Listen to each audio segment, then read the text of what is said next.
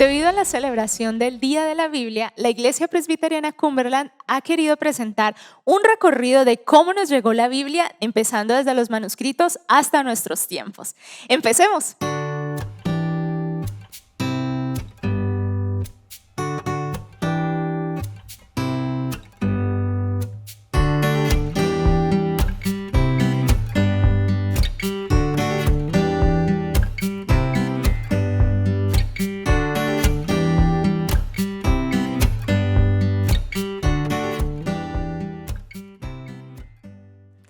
Entonces, ¿cómo empieza la historia de la Biblia? Empieza justo cuando Dios le dice a Moisés, escribe.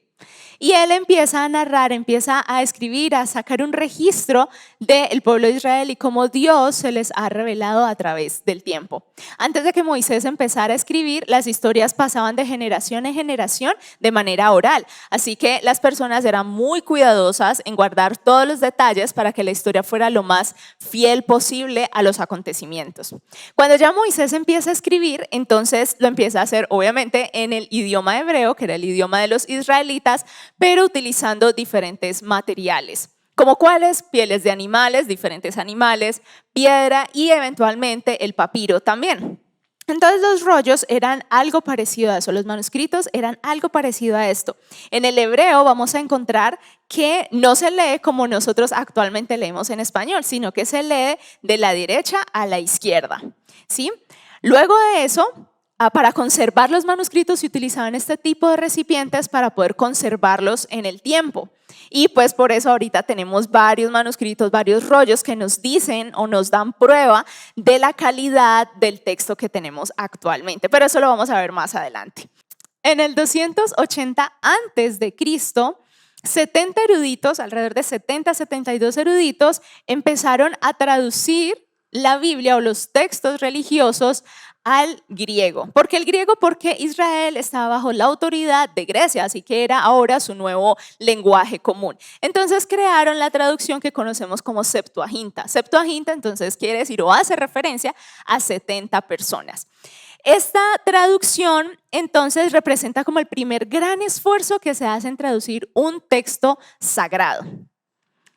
A partir de ahí aparecieron muchos textos sobre los acontecimientos que vivieron los israelitas, sobre cómo era Dios, qué decía Dios. Entonces, un grupo de personas, el concilio de Jamnia, dijo, es necesario poder decir cuáles son los libros inspirados, cuál es la información correcta, cuál no. Entonces se basaron en unos criterios para incluir un libro en el canon, como en la biblioteca oficial que va a conformar la Biblia, ese texto. Entonces se basaron en 5 criterios: la regla de la fe, que fuera de origen apostólico, ya cuando vamos a ver el Nuevo Testamento, que fuera de origen de un patriarca o que lo escribiera un patriarca en el caso del Antiguo Testamento, que fuera aceptación pública, que se leyera públicamente también y que fuera históricamente preciso. Entonces este concilio, el concilio de Jamnia en el 90, ya después de Cristo, entonces dice, los 39 libros que nosotros conocemos ahora son los correctos, son la información que precisamente vivieron, o son los acontecimientos que vivieron los israelitas, y por eso ahora nosotros tenemos estos 39 libros.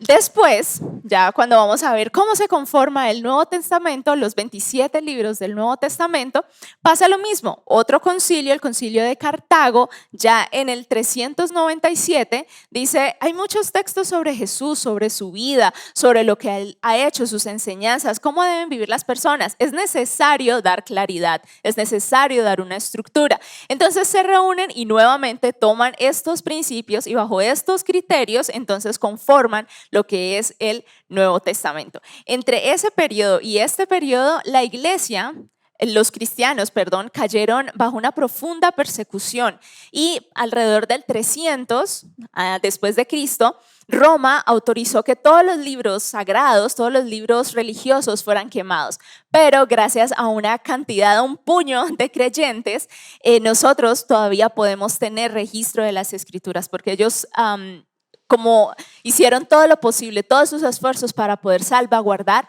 la escritura. Después de esto, entonces tenemos la Vulgata Latina, una traducción, la primera traducción que se hace al latín. Y esa traducción se hace directamente de los manuscritos.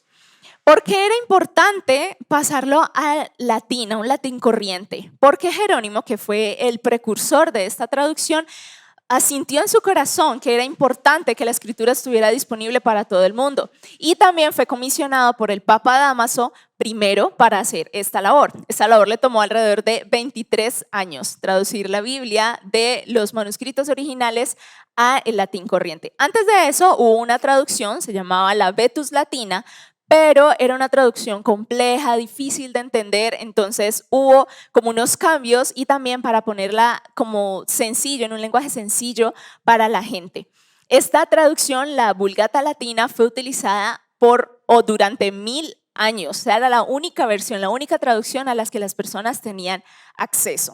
¿Sí? Entonces pasamos ya 1000 años después, es decir, a 1387, 89, en el que tenemos a John Wycliffe, una persona, un estudioso inglés que se preocupó de traducir la Biblia al inglés, precisamente, en una época donde era ilegal poder tener una Biblia, que las Biblias o el texto religioso fuera como difundido entre las personas del común. Él dijo, es necesario que la Biblia sea compartida, que las personas puedan escuchar la voz de Dios, lo que Dios dice. Entonces él se embarca en esta traducción y él muere, pero sus seguidores terminan la traducción. Ellos son los que finalmente terminan la traducción y aunque John Wycliffe murió, la iglesia lo consideró un hereje, así que desentierra sus huesos, los queman y luego los esparcen en el río Swift. Acuérdate, es un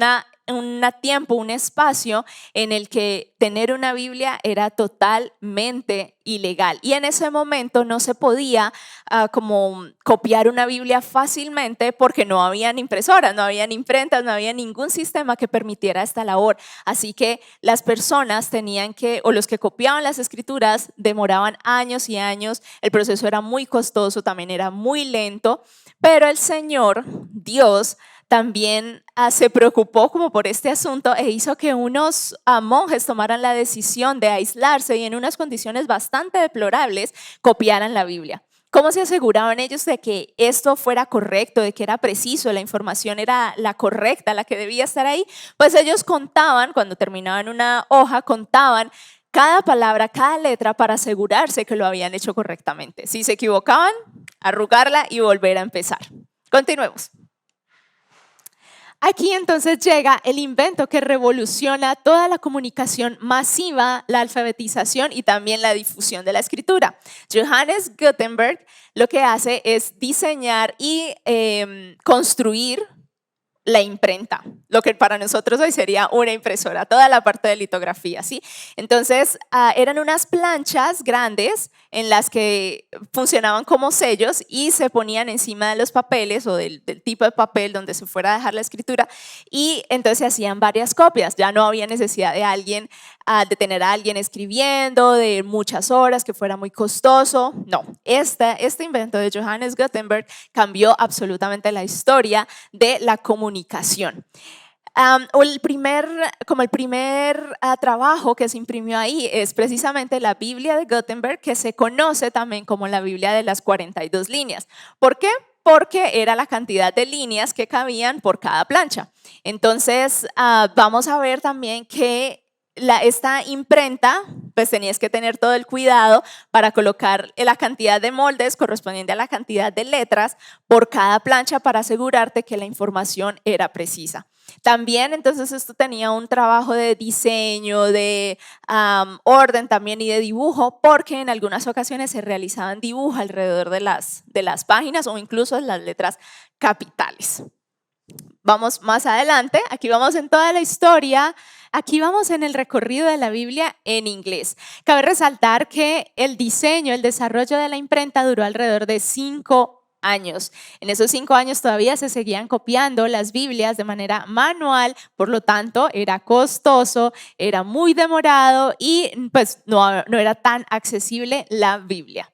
¿Listo? Seguimos con William Tyndale. William Tyndale él también se encarga de o lleva esta idea de que la escritura tiene que ser accesible para todo el mundo. Así que él también traduce una Biblia que se conoce como la Biblia de Tyndale y es la primera Biblia que utiliza el nombre de Jehová para referirse a Dios. En las anteriores traducciones y otros esfuerzos de traducción se utilizaban otros nombres de Dios, como Elohim, El Shaddai, etc. Pero él entonces empieza a nombrar a Dios como Jehová y es como un precursor para que sea una de las Biblias base o fundamentales para toda la reforma protestante. Ya que Tyndale tenía en su corazón que la escritura debía estar para todo el mundo, entonces él se las ingenia junto a unos amigos para contrabandear Biblias en Inglaterra. Todavía estamos en una época en la que es ilegal que las personas del común tengan una Biblia en sus manos. Entonces él hace este movimiento, empieza esta acción, por lo tanto es localizado, es estrangulado y es quemado en la hoguera, ya que se le conoce como un hereje. Algo importante de él es que mientras estaba siendo estrangulado, él menciona las siguientes palabras: Señor, abre los ojos del reino de Inglaterra. A lo cual Henry VIII, el rey Henry VIII, reacciona y se simpatiza con la idea de que en efecto la escritura debe estar disponible para todo el mundo. Y entonces ya entramos con Martín Lutero. Seguramente es alguien que tú has escuchado hablar mucho porque también fue el que impulsó o inició la reforma protestante con sus 95 tesis, ¿verdad? Entonces él ya en Alemania, hasta acá íbamos en Inglaterra, acá en Alemania él también dice: es necesario que la gente del común escuche, entienda, interprete, conozca lo que Dios tiene para decir. Así que él, en su esfuerzo de traducción, lo que hace es que va a los mercados y escucha cómo la gente habla. ¿Con qué objetivo? Poder colocar como las complejidades de la escritura en los otros idiomas, en idiomas originales, en el latín, y ponerla en el simple dialecto de las personas. Entonces hace todo este trabajo. Además, porque cree que una forma de poder conservar el alemán y conservar o hacer que la gente aprenda a leer y a escribir es por medio de la escritura. Entonces entrega Biblias a las personas directamente y les enseña a leer. Por lo tanto, entonces viene como un gran cambio, un gran efecto sobre la educación de las personas y diferentes proyectos sociales en ese momento.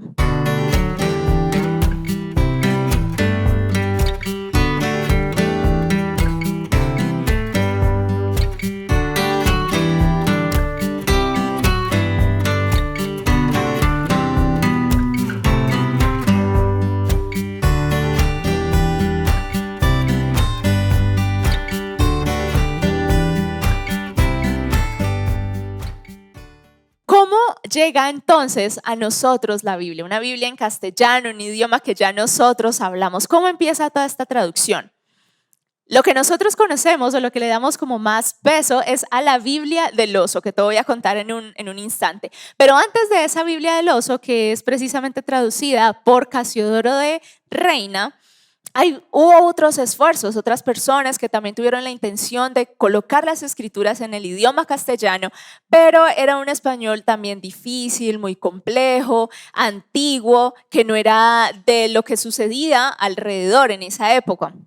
Así que Casiodoro de Reina lo que hace es como refinar esa traducción o esa traducción, sí, esa versión, y lo pone en el lenguaje de las personas, en el castellano. A esta Biblia se le conoce como la Biblia del oso porque en su parte delantera vamos a ver una imagen de un oso precisamente tomando miel de un árbol y bueno, hay diferentes símbolos que nos van a hablar sobre el impresor de esa traducción. ¿Por qué es importante esto? Porque en ese momento seguía siendo ilegal.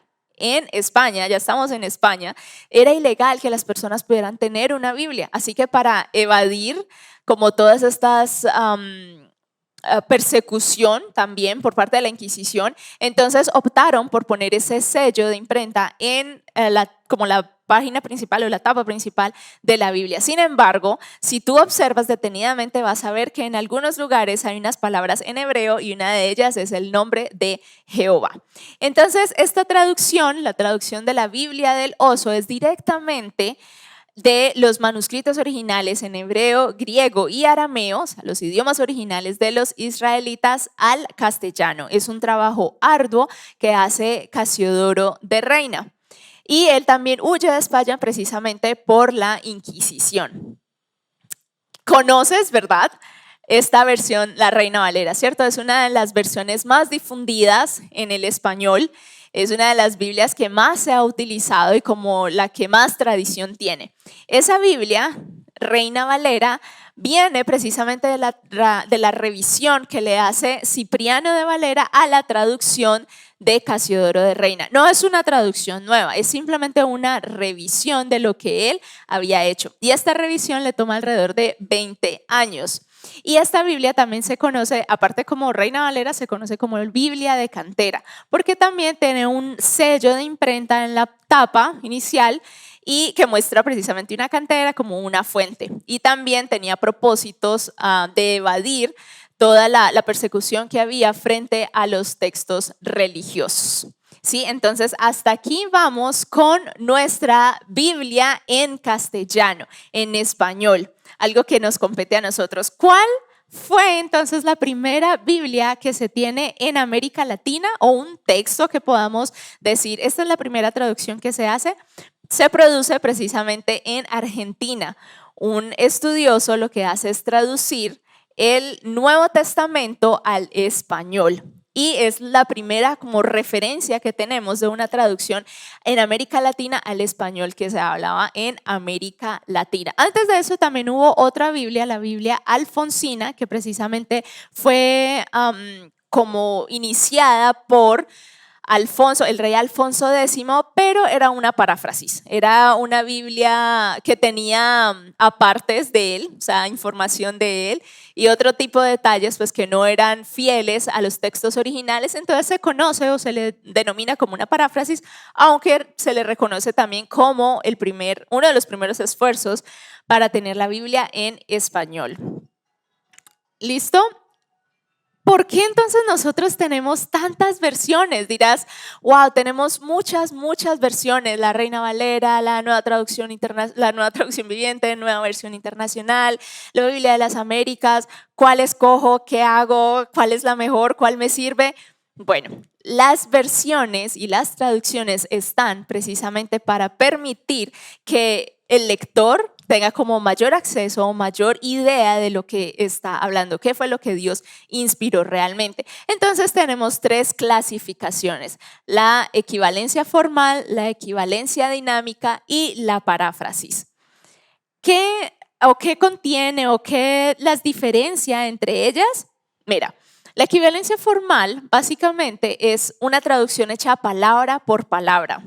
Así como John Wycliffe en su traducción, aunque era un inglés común, pues la gente no entendía mucho porque fue una traducción palabra por palabra, es decir, que mantenía muchos de los modismos, muchos de los expresiones del latín que la gente en el momento no entendía.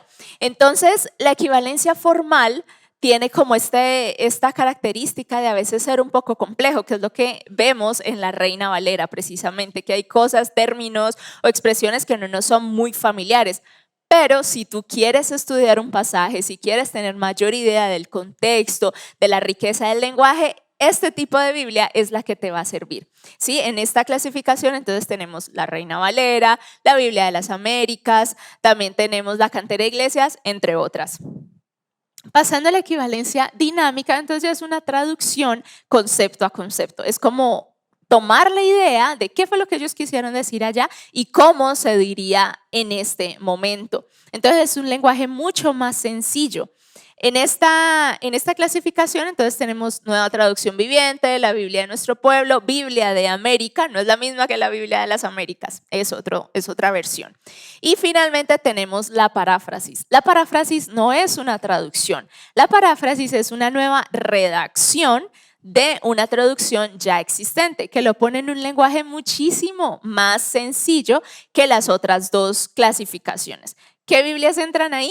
Traducción al lenguaje actual, Biblia al día, Dios habla hoy y muchas otras. ¿Sí? Esta Biblia es para que tú entiendas en un lenguaje sencillo lo que se quería decir, lo que querían dar a entender, pero no es una Biblia muy buena como para desarrollar un estudio. Si quieres hacer un estudio, te repito, debes ir a una Biblia de equivalencia formal porque te da mucho más contexto, mucha más riqueza, mucha más información para poder entender el contexto en el que se movían los autores y el público original. Ok, ahora hemos visto que se ha traducido a muchos idiomas, que han habido muchos esfuerzos, que mucha gente también ha muerto, mucha gente ha sido perseguida, mucha gente ha tomado en serio esto de que la Biblia debe estar escrita en el idioma del pueblo, en el idioma de la gente común y corriente. Y sabemos que Dios está detrás de todo eso, Dios quiere darse a conocer. Así que ahora nosotros tenemos diversidad de Biblias en diversidad de idiomas.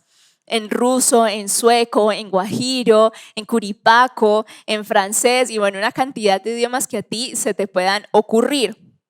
Como puedes ver, en el momento tenemos muchas traducciones en diferentes idiomas. Sin embargo, todavía faltan muchos idiomas para que tengan una Biblia completa o partes de ella. En el mundo hay alrededor de 7.398 idiomas vivos. ¿Qué significa esto? Que las personas aún lo hablan. Incluso las nuevas generaciones hablan este idioma y se conserva, se preserva. De estos más de 7.000 idiomas vivos, 717, es decir, menos del 10%, tienen una Biblia completa en su idioma. Del resto, alrededor de 2.700 idiomas no tienen una Biblia completa en su idioma, pero tienen algún esfuerzo de traducción. ¿Eso qué significa?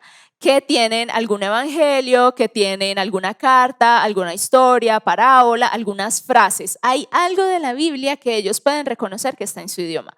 Sin embargo, casi 2.000 idiomas actualmente no tienen ningún compromiso bíblico, es decir, no tienen absolutamente nada. Imagina solamente la cantidad de personas que al momento nunca han escuchado de Dios en su idioma o incluso nunca lo han escuchado. ¿Por qué es tan importante que esté la Biblia en su idioma? ¿Por qué es tan importante? Porque una vez que una persona escucha el mensaje del Evangelio, escucha la voz de Dios en su idioma, Dios se convierte en Emmanuel para esa persona, es decir, Dios con nosotros. Y el mensaje del Evangelio pega o impacta de una manera mucho más fuerte en el corazón de esa persona.